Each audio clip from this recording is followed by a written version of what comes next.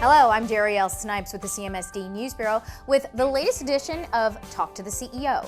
CEO and Superintendent Eric Gordon is here to talk about COVID testing for staff and students, summer learning experience, and what families and students can expect for the second semester.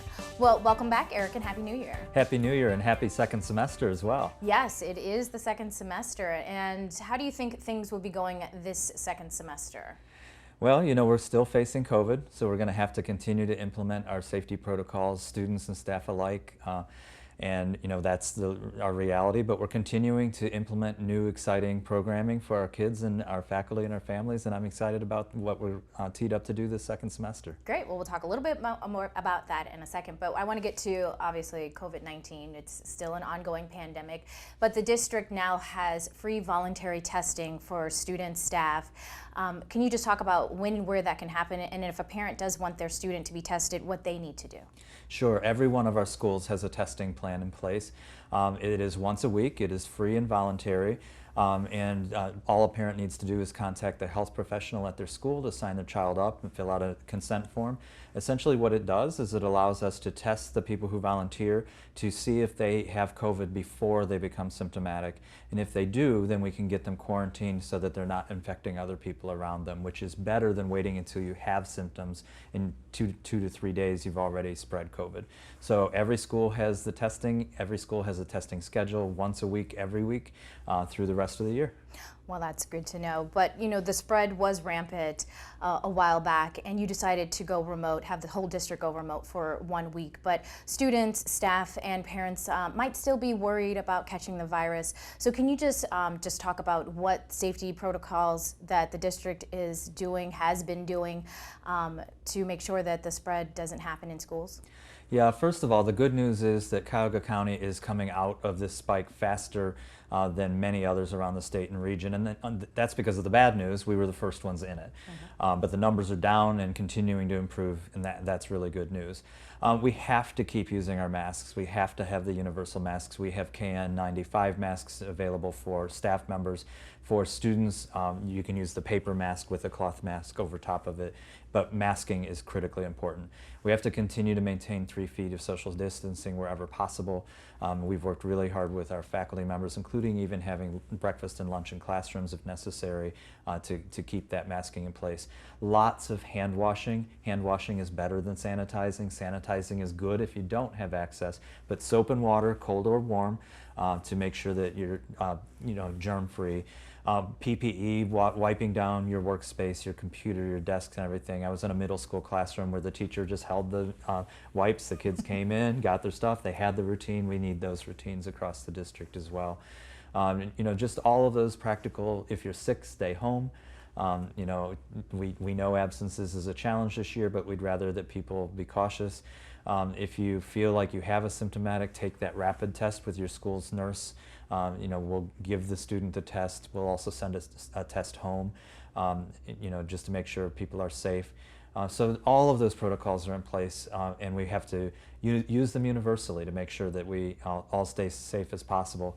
The one thing we know is with Omicron, people are going to get it.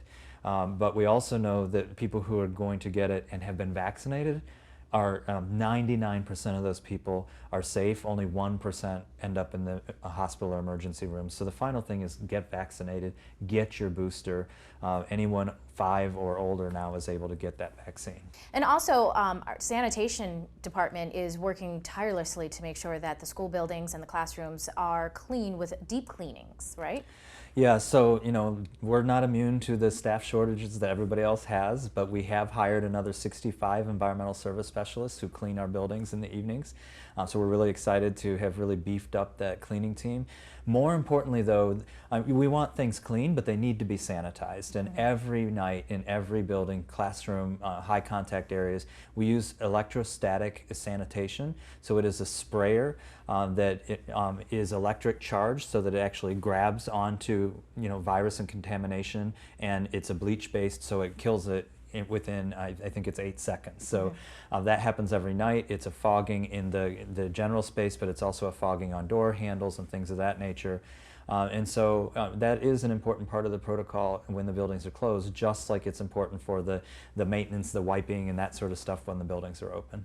And so you were just appointed to new Mayor Justin Bibb's COVID task force. What would you like to see the new administration do with the district working together through this ongoing pandemic? Yeah, we've had a couple of meetings now. It's been incredible to have all of the health partners around the table. I shared with Mayor Bibb and the health partners, first of all, we need as timely and accurate data as possible so that we can make the very best decisions, including predictive data. What do they see coming? When is a spike going to occur? When is it going to peak and decline? And having access, sitting at that table, gives me even better access to information. The second is really using our collective voice to have a educate, test, vaccine, boost campaign. We need to make sure that our community has access to Zoom information sessions where they can talk to doctors and ask their questions and be assured of the answers, just like would happen in other communities. We need to go door to door if that's what it takes to help people get their questions answered, and before we send a permission slip home saying sign this and get the shot, right? We need to bust some of the myths, people are afraid of the COVID flu. Well, you do sometimes get a COVID flu, but it's a day or two and then you're fine and you're boosted or you're vaccinated. There's no chip, you're not, those kinds of things. So really working on a educate, test, vaccinate, boost campaign that is truly a community-wide effort to ensure that our community has what middle-class communities have already experienced in this pandemic. For sure, and new mayor, new administration, so open to all ideas, correct? Oh yeah, it's been an enthusiastic response that we can take control of COVID in Cleveland, and having the county at the table as well, so that it's a citywide, countywide response. And that's the only way we're finally going to get through this, is when we get that herd immunity by having 70% or more of our community vaccinated. Right now we're only at about 45%. Wow, yeah, so a lot of work to be done there. Yep. Well, so during the school year, you've been working with the Student Advisory Council to get a better understanding of why students may not be coming to school as often, and again, what you just talked about, the hesitancy to the vaccination. At the last meeting, they offered a lot of great ideas on how to relieve stress and other ideas. What are some of those ideas that the district might implement first? Yeah, so a couple of things there. One is the data from the first Student Advisory Committee has made it all the way to the White House COVID Task Force and to the U.S. Department of Education separately. I talked with the Deputy U.S. Secretary and said, here is what my students are telling me is the messages that will work to help us with this vaccination effort. I've said the same thing to the staff member I spoke with at the White House. So the students have really given me the tools I've needed to advocate for on their behalf. I've also been able then to share it with Mayor Bibb and his his COVID team. So, the power of what our students can tell us is critically important. For our last meeting, we asked those de-stressor areas. Lots of things that came up were like kinds of after-school clubs, break spaces, mindfulness activities, class meetings, things of that nature. What we did with that, along with some other national expertise, is create a routines, rituals, and relationships toolkit that we sent to every school building right before winter break, so that as they came back from break, the schools could work with their students to identify which of those things do they want to implement in their schools. And using our federal relief funds, we've given every school $150 per student so that they can actually invest in some of those things right at the school level.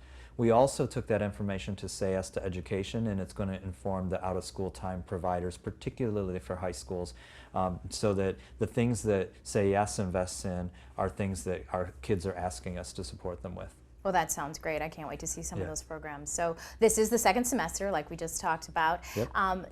This year's theme is Get More with the CMSD Experience, where the district is doing more with investing in sports, music, arts, after-school programs like you just mentioned. So how do you feel that those things are going thus far, and what can families expect in the second semester? Well, they're going well, and they're also being completely hidden by COVID, right? So we have made a huge expansion in arts and music and physical education. We've bought instruments, we've bought materials for pottery and art supplies and physical education equipment. We have a 0 and 9th period now for kids to experience these things. We're working on our career and college centers in our high schools, and as we move into the second semester, we'll be turning those on. We have streaming services now for you can watch our athletic events online. We're introducing esports. kicking that off here in literally the next couple of weeks. So there's lots of new things for our families to enjoy that makes school, fun, a place you want to go, joyful and adventurous, right? And yet it's not been a totally joyful and adventurous experience because of COVID. So in the second semester, we're going to continue to deepen those investments and continue to roll them out.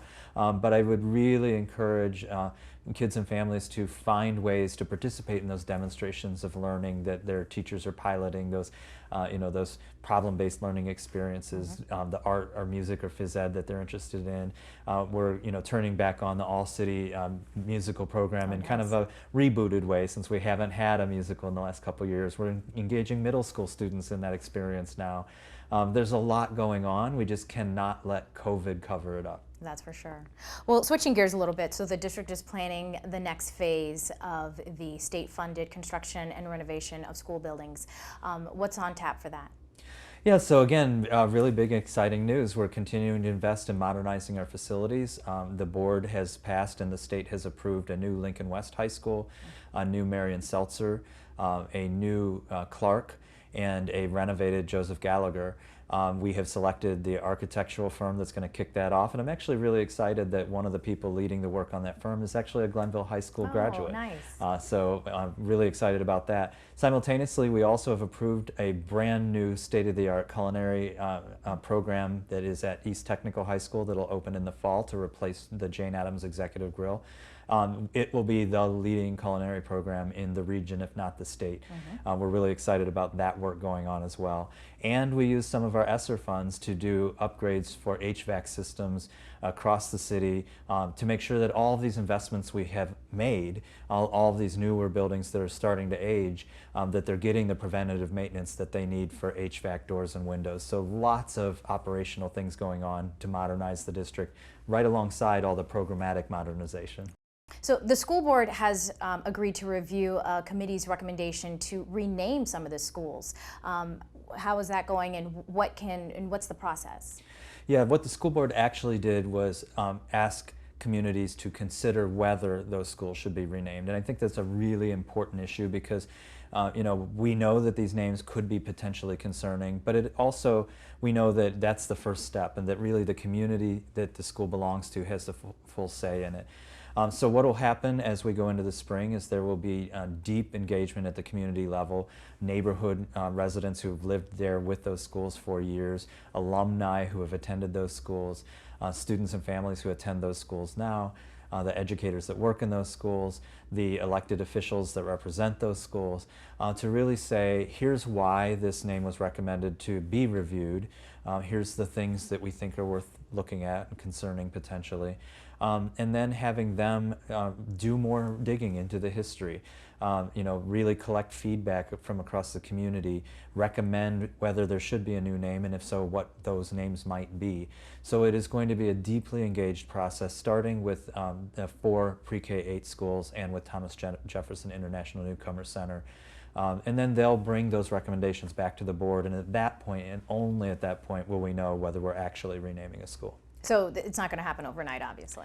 No, it'll happen largely in January, February, probably into March, because if we are going to make some changes, we want to make sure that that building is properly reflagged, that we put up proper signages, that students get swag and gear of a new school name, and we need time to do that operational work as well. And that would happen obviously late spring and into the summer. I understand. Well, January is School Board Recognition Month, and our school board, which is the only one in Ohio that is appointed and not elected, they do a fabulous job and really working with the district to make sure that the students' academic career is successful. Can you just talk about all the great work that the school board has done, especially during this ongoing pandemic? Yeah, we have a really incredible board, and we're very fortunate. There's sometimes people say, we don't have democracy anymore, and that isn't true. These people apply, they go through a committee that is prescribed in law, and then go to the mayor that was elected by the citizens of Cleveland. And the statute actually says that at any time, citizens could put this issue back on the ballot and call the question if they really wanted to go back to direct elections. So I think that's always important to understand. The board by law must have certain specialties that not all boards are required to in an elected process. So board members have to have specialties in education or in law or in finance. And so we have a very well educated, smart board. They also are, in my opinion, the right balance of they understand their role is to set the expectations, the policies, and then expect me and my team to implement that. And so I've appreciated over all of the years, and especially now, that they ask rigorous questions both before board meetings and during board meetings, and as long as I can give them thorough, thoughtful answers that show that we have done our homework, they support those. And anyone who's seen a board meeting knows there are many times I stop the meeting to take notes about questions I need to follow up on, and at the next meeting I say, at last meeting Dr. Thomas asked about, or at this meeting so-and-so asked about, right? And so I appreciate that balance. And then just also, just incredible the behind the scenes work.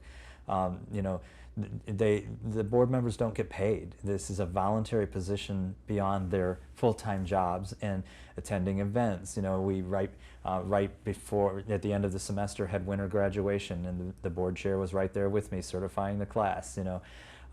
Those kinds of extras that a lot of people don't realize are just incredibly important. So I think we're so fortunate as a community to have such strong leadership in the board. For sure, and we thank them for their due diligence and their dedication. Absolutely. So I know it's still wintertime, but summer is fast approaching. Yep. And last year, CMSD did the summer learning experience. Will that happen again? And if so, what can families expect this year? We are looking forward to summer learning experience. We're making a few little tweaks. First, we are going to, for the first 3 weeks after school, we're going to use that for camps. So instead of having camps at the same time as the other more programs, we're going to do a lot of camps right out of the gate. So things like music camps, athletic camps, those sorts of things, STEM camps. Then we're going to have a 5-week summer learning experience instead of the 4, and it will have those same finish, enrich, engage opportunities. And then we'll probably have some camps again in those last 3 weeks before school opens up. So there's something to do throughout the whole thing. We're also really excited about our deeper partnership with the city and Mayor Bibb for what's going on in the rec centers that support summer learning experience. And how is that program engaged in and included in our work. And so we're really excited about that. Also, there's a lot of people around the country that are modeling summer learning experience. So we've had calls from colleagues in Baltimore and other places saying, nice. We want to know more about summer learning experience. We want to do that here too. And so I've been really happy to share the enthusiasm that our kids and families and our educators embraced last summer, and that I'm excited to do again. Well, great. Well, I am all done with my questions, but is there anything else you'd like to add about the school year, COVID, or looking ahead? I just continue to be really grateful to our kids, our families, and our educators. It is really hard to give space and grace 2 years into this pandemic. But for the most part, every once in a while there's some ouchy moments, but for the most part, people continue to work together, schools and their families together, kids with their teachers, and that's what it's going to take. And we've seen so many kind of really volatile things happening in school districts around the country, whether they're urban districts like ours, whether they're suburban districts. And while we have not been immune from pain points from all of this, I'm really proud of our community. Mm-hmm. Every member of our kids, our parents and caregivers, our educators, and so I just want to say thank you. Wonderful. Well, I want to thank you for your time and answering all these questions. Absolutely. Good to talk with you.